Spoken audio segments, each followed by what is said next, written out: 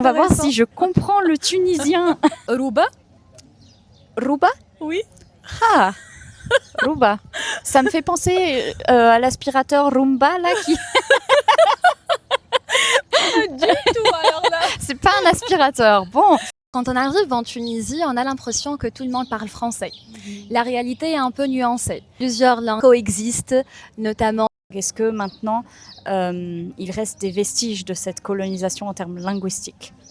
Salut! Alors, aujourd'hui, je suis à Sidi Bou Saïd en Tunisie. Tu peux voir, c'est un décor magnifique dans le golfe de Tunis. Donc là, je suis dans un endroit qui surplombe la mer. C'est magnifique.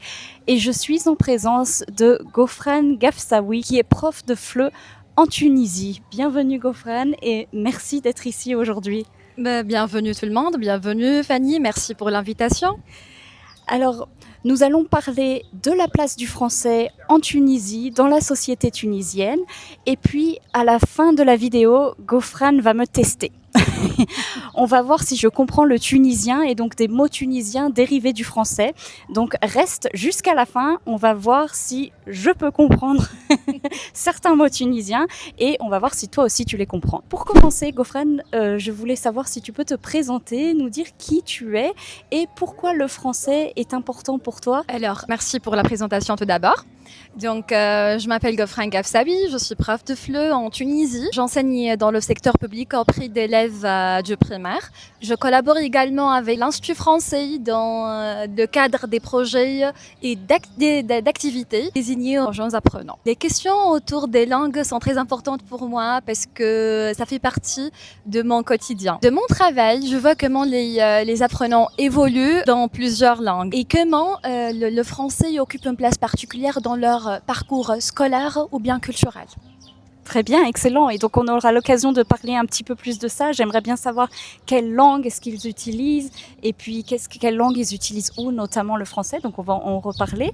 Mais en attendant, donc, je voulais savoir, moi, je m'étais renseignée un petit peu avant de venir en Tunisie et j'avais vu qu'à peu près 50% de la population tunisienne parle français. Et effectivement, là, pendant mon séjour, je n'ai pas eu du tout de mal à communiquer, que ce soit pour prendre les taxis, pour aller dans les commerces, etc., au musée, je trouvais toujours quelqu'un qui parlait français. Alors, plus ou moins, certaines personnes étaient plus à l'aise que d'autres. Je voulais savoir si tu pouvais nous parler un petit peu de la société tunisienne. Où est-ce qu'on parle français? Quand est-ce qu'on parle français? Qui parle français dans cette 50% de la population qui parle français? Alors, quand on arrive en Tunisie, on a l'impression que tout le monde parle français. La réalité est un peu nuancée. Mais le français est présent dans la vie quotidienne. Son usage dépend de la région, de l'âge, du niveau d'études ou du cadre ou milieu professionnel. D'accord? Dans les grandes villes, il est généralement plus facile de communiquer en français que dans certaines régions rurales. Ce qui explique pourquoi je n'ai pas eu trop de mal puisque j'étais principalement à Tunis, La Marsa, Sidi Bou Saïd, donc en plus des régions touristiques. Exactement, voilà. Donc ça veut dire que si on est touriste et qu'on vient en Tunisie et qu'on est touriste francophone, on n'aura pas de problème pour communiquer. Pas du tout. Ok, voilà. Excellent. Mais du coup, dans la société tunisienne, au jour le jour, comment ça se passe? Parce que j'imagine qu'en famille ou dans la vie de tous les jours, entre Tunisiens et Tunisiennes, vous ne parlez pas français, c'est ça? Oui, bien sûr. Donc, c'est vrai que le français occupe une place importante dans la vie quotidienne des Tunisiens, mais le tunisien reste la langue la plus utilisée dans les échanges familiaux ou informels, bien sûr. D'ailleurs, on trouve parfois des personnes qui parlent français, mais qui préfèrent répondre en arabe ou en tunisien. Parce que tout simplement, c'est la langue dans laquelle elles se sentent plus à l'aise, ou peut-être elles souhaitent, par exemple, valoriser davantage leur identité linguistique. Oui, c'est très important.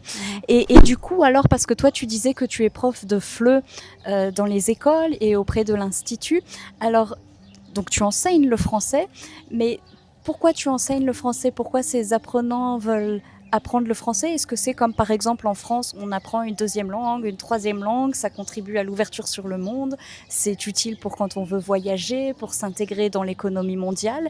Est-ce que c'est la même idée ici? Alors, mon expérience me permet surtout d'observer la manière dont les élèves perçoivent la langue française. Donc, dans le primaire, par exemple, les élèves apprennent progressivement la langue, d'accord. Certains sont familiers avec le français grâce à leur environnement familial ou au contenu qu'ils consomment. Pour d'autres, l'école, c'est leur contact principal avec la langue. Voilà. Très bien. Du coup, ça veut dire que tu as des classes avec des élèves qui ont un niveau différent, souvent? Exactement, que ce soit à travers dans l'Institut français ou bien dans les secteurs, dans l'école où j'enseigne, on a toujours des classes hétérogènes. Très bien, ok. Ce qui est intéressant, que les jeunes apprenants n'ont pas toujours le même rapport au français que les générations précédentes. D'accord, car ils grandissent dans un environnement multilingue où plusieurs langues coexistent, notamment le français, le tunisien, l'arabe et de plus en plus l'anglais. Oui, très bien. En fait, j'ai pu observer ça hier ici. On faisait un peu de tourisme et on a vu, donc, comme tu le sais sûrement, mon mari est mexicain, il parle espagnol. Et donc, dans les rues, entre nous, on parle souvent anglais. Alors, on entendait les commerçants nous parler et nous appeler en anglais pour venir consommer dans leur magasin. Et puis, quand ils entendent mon mari qui parle espagnol, là, ils se mettent même à parler espagnol. Donc, je me dis vraiment, la société tunisienne parle beaucoup de langues parce que ça fait le français, l'arabe, le tunisien, l'anglais, espagnol et sûrement d'autres langues. Quand on est allé visiter Carthage, le garde nous disait, juste avant nous, il y avait une touriste qui était russe. Et donc, il parlait russe juste avant. Et puis ensuite, il nous dit, attendez, il me faut 2 minutes là pour remettre mon cerveau. Donc, vous, c'est français. Exactement. C'est ça la richesse du paysage linguistique en Tunisie. C'est une vraie richesse, sincèrement. Oui, c'est excellent. Et toi, d'ailleurs, tu parles quelle langue? Le français, l'arabe, tunisien et anglais. Un petit peu d'anglais? Oui, peut-être aussi, oui. Ok, oui, ça c'est énorme. Donc, tu mentionnais que les générations de maintenant n'ont pas le même rapport avec la langue parce qu'ils grandissent maintenant dans un environnement multiculturel. Et en fait, je voulais discuter également du passé historique et de la relation historique de la société tunisienne aux Français, parce que quand même, il ne faut pas oublier que la Tunisie a été de fait colonisée par la France, donc on n'utilisait pas le terme colonisation, mais de fait c'était ça, hein, c'était un système de protectorat qui a été instauré, et donc protectorat, ni plus ni moins, ça veut dire que le système politique tunisien est resté en place, mais n'avait pas de pouvoir, et que c'était la société française qui contrôlait les administrations et qui prenait les décisions politiques. Et donc à ce moment-là, comme l'administration était de fait française, eh bien pour communiquer avec l'administration, c'était en français, mais la France avait également imposé que dans les écoles, on parle français. Donc je ne sais pas si à ce moment-là, il n'y avait plus du tout d'arabe, ou en tout cas, ça a dû être très réduit. De la même manière, comme tu le sais, j'ai peut-être parlé déjà, au Canada, les enfants autochtones qui avaient été enlevés de leurs parents et on les avait mis dans des pensionnats et on leur interdisait de parler leur langue maternelle. Donc c'est vraiment une violence qui est faite déjà à l'enfant, mais également à la langue, à la culture, parce que quand on enlève la langue, on enlève en fait tout un rapport culturel, familial, et puis un rapport identitaire avec son pays. Donc est-ce que cet aspect historique fait également partie du rapport générationnel qui est différent avec la langue? Est-ce que maintenant il reste des vestiges de cette colonisation en termes linguistiques? Alors, l'histoire explique en partie la présence du français en Tunisie, mais elle ne suffit pas à expliquer sa présence actuelle. Aujourd'hui, le français s'est maintenu parce qu'il remplit des fonctions concrètes dans l'enseignement, l'économie, par exemple dans le tourisme et dans les échanges avec les pays francophones. Ce n'est pas seulement un héritage colonial, mais c'est aussi un choix. Très bien, oui, donc ce qui montre bien quand même le fait que le français, la francophonie continue à avoir une valeur à part entière dans l'économie, même cette économie globalisée où on parle surtout beaucoup d'anglais, mais le français garde sa place importante. On pense par exemple à toutes les institutions qui fonctionnent en français, dont le français est la langue officielle aux côtés de l'anglais bien sûr, mais énormément d'organisations internationales utilisent le français comme langue de travail. Oui, bien évidemment, oui. Et du coup, les rapports des Tunisiens au français, c'est un peu nuancé. Certains, ils voient une langue de travail et d'ouverture. D'accord. D'autres préfèrent valoriser de plus en plus l'arabe et l'anglais. Oui, c'est toute la question d'équilibre finalement entre le côté pratique et fonctionnel. L'idée que le français ouvre des portes, comme tu dis, sur l'économie, les échanges, etc. Mais également l'aspect identitaire et le fait que quand même il y a ce passé colonial qui est là et donc faire l'équilibre entre les deux.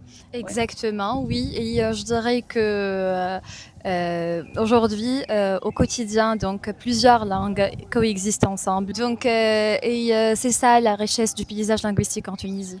Oui, en fait, ça me fait vraiment beaucoup penser au Canada finalement, où nous avons les deux langues officielles, l'anglais et le français.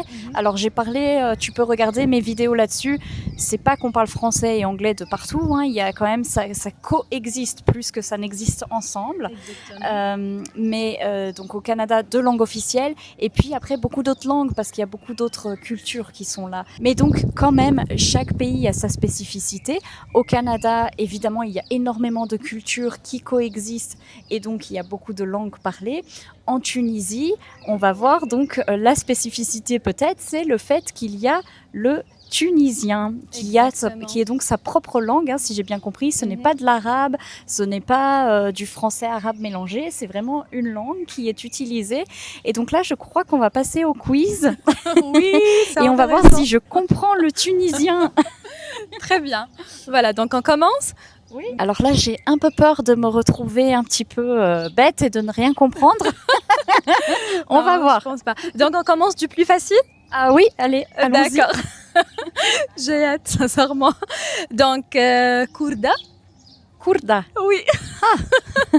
Alors quand tu m'as dit, j'ai pensé à courir, j'ai pensé à corde. Oui, corde. Ça, c'est une corde, bravo. Une corde. Dun, dun, dun. Tu as combien de mots comme ça? En fait, est-ce que tu sais, pour voir si j'arrive à faire 10 sur 10 ou si tu me mets une note? 13. C'est 13 mots. Alors on va voir si j'arrive à avoir 13 sur 13. Deuxième mot, alors c'est... je pense que tu connais ce mot déjà. Donc c'est fissa, fissa. Fissa, fissa. Rapide, on y va. On se dépêche. Oui, et je viens de découvrir que ce mot existe aussi en français. Oui, en tout cas, nous on utilise. Alors, je sais pas si c'est aussi en France. Une partie de ma famille vient du sud. Alors, il y a certains mots comme ça qui peuvent être différents. Je sais pas si dans le nord de la France on utilise, mais en tout cas, moi je l'ai beaucoup entendu. Allez, fissa. Voilà, c'est ça. Afar. Afar. Des affaires. Oui, c'est ça. Sirop. Sirop? Oui. Là, tu es très bien. Oui. Frigidaire. Ah, le frigidaire. ça va. Rouba. Rouba? Oui. Ah, Rouba. Ça me fait penser à l'aspirateur Roomba, là, qui... Pas du tout, alors là. C'est pas un aspirateur. Bon, Rouba. Un ruban. Pas du tout. Oh, tu me donnes un indice? Ce que je porte aujourd'hui? Oh, c'est l'appel à la prière? Oui, il faut pas oublier, je l'ai peut-être dit dans une autre vidéo, mais la Tunisie est un pays musulman et donc régulièrement dans la journée, nous avons l'appel à la prière comme ça. Exactement. Je sais pas si t'entends dans la vidéo, ceci dit. Je sais pas. On va couper en attendant. Alors voilà, l'appel à la prière est terminé. Donc je sais pas si tu as entendu, peut-être que tu n'entendais pas, mais nous en tout cas on entendait et ça nous déconcentrait. Donc on s'était arrêté sur Rouba, c'est ça? C'est ça. Donc qui était une robe. Oui.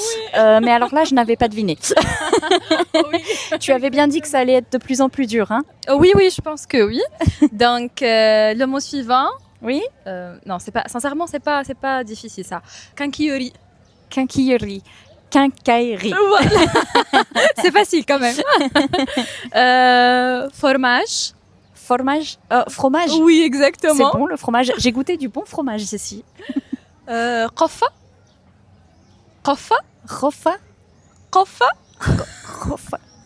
Alors là, je sais pas. Bon, si je dirais kofa. Kofa. Ah, mais c'est un... Ah, je sais pas, j'ai l'impression qu'au Canada, on mange des kofas. C'est quelque chose à manger, non? Non, c'est pas quelque chose à manger. Alors, c'est pas du tout ça. C'est un accessoire. Ah non. À porter ici. Un sac? Oui, c'est comme un sac, c'est un couffin, en fait. Oh, un coffin? Oui. Ah, je connais même pas en français. Ah bon, c'est comme un panier. Je connais un couffin pour là où on met le bébé. Ah non, c'est le couffin ou... c'est comme un sac. Alors, voyez, j'ai appris un mot. Ok. Oui, Ok. exactement. Ok. Alors, je l'écrirai bien dans la vidéo. Exactement. Brise. La brise. Oui, Ouais. d'accord. Ça va, j'ai presque. Oui, oui. Carni. Encore. Carni. Carni. Je sais pas, mais avec l'espagnol, ça me fait penser à carne, ça me fait penser à de la viande. Non, C'est pas ça. c'est pas ça. C'est un carnet. Un carnet. Exactement. J'ai cherché trop loin. Oui. Et enfin, normalement, c'est le dernier, l'imbatrique. Limbatrique. Batterie, limbatrique. Je sais pas. L'imbatrique. D'accord, le premier mot, c'est lampe. Lampe. Lampe. Lampe, je sais pas. Lampe à Électrique. huile, lampe. Lampe électrique, peut-être. Limbatrique. Oui, Une lampe l'imbatrique. électrique. Oui, Ah exactement. oui, alors là, non, je n'aurais pas deviné.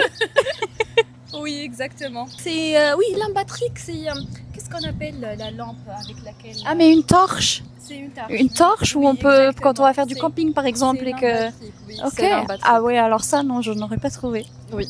Une lampe de poche ou une torche. Oui, oui, exactement. C'est une lampe, voilà. Il y avait d'autres mots? Non, c'est bon. Ah, ça, alors c'était il y en le a combien dernier que j'ai pas normalement. trouvé. Alors il y en a quand même 3 ou 4, hein? Oui, oui, oui, c'est bon. Oui. Ben merci, c'était super. Merci à toi, merci. Merci d'être venu. Merci de nous avoir parlé de la place du français en Tunisie. Merci pour le test. Merci à toi pour l'invitation. Ça me fait énormément plaisir de faire ça avec toi, Fanny. Voilà, alors j'espère que cette vidéo t'a plu, que le décor t'a plu. Et j'espère que tu as apprécié toutes les réflexions de notre invité sur la place de la langue française en Tunisie. En tout cas, moi, j'ai beaucoup appris, donc je te remercie énormément. Et on se revoit bientôt dans une prochaine vidéo. Merci et à bientôt sur French Ready.